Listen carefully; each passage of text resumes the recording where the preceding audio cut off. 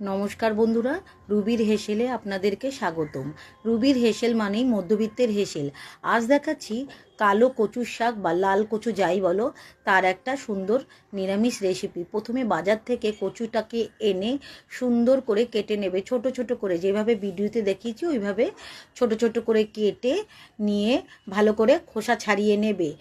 এদিকে দেখো, আমি খোসাগুলো ছাড়িয়ে নিয়েছি, আলাদা পাত্রে রেখে দিয়েছি।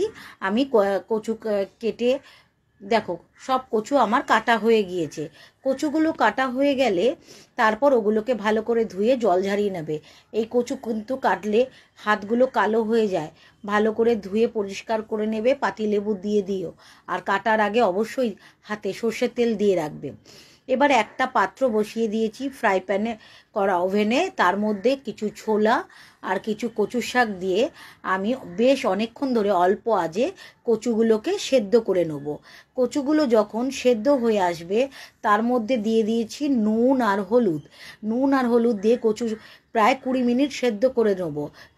দেখো, 20 মিনিট পরে পুরো কচুগুলো সেদ্ধ হয়ে একেবারে গলে গেছে। কচুগুলো সেদ্ধ হয়ে গেলে তার থেকে জল ঝরিয়ে রাখবো। জল ঝরিয়ে একটা পাত্রে আমি রেখে দিয়েছি। আমার ভিডিওগুলো তোমাদের কেমন লাগে বন্ধুরা, আমাকে তোমরা কমেন্ট করে জানাবে। তোমাদের কমেন্ট আমাকে নতুন ভিডিও করতে সাহায্য করছে। তার আর কচুর যেই সেদ্ধ জলটা, সেটা কিন্তু কোনোদিনই বেসিনে ফেলবে না, ওটা কিন্তু গিয়ে পাইপে আটকে যাবে। এদিকে নিয়ে নিয়েছি 2 ইঞ্চির মতন একটা আদা, হ্যাঁ, আর সম্বাদ দেবো বলে সাদা জিরে, শুকনো লঙ্কা আর তেজপাতা। এদিকে ফ্রাই প্যান বসিয়ে দিয়েছি। ফ্রাই প্যানটা যখন গরম হয়ে যাবে তার মধ্যে সম্বাদ দেওয়ার জন্য তেজপাতা, শুকনো লঙ্কা আর সাদা জিরে আমি দিয়ে শুকনো খোলায় ভালো করে ভেজে নিয়েছি।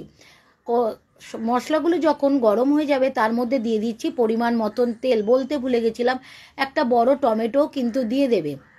আর আগে থেকে তৈরি করে রাখা সাদা জিরে, ধনিয়ার গুঁড়ো আমি পেস্ট করে রেখেছিলাম। কড়াইতে যখন মশলাগুলো ভালো করে কষানো হয়ে যাবে, দেখো যেমন তেল ছাড়তে শুরু করবে, তখন সেদ্ধ করা কচুটা ওর মধ্যে দিয়ে দেবে। আর আঁচটা এবার কিন্তু বাড়িয়েই রাখবে। আঁচটা বাড়িয়ে কিছুক্ষণ করে রাখার পর আগে থেকে রেডি করে রাখা নারকেল কোরানো আমি দিয়েছি। ব্যাস, তৈরি হয়ে গেল কচুর শাকের নিরামিষ তরকারি।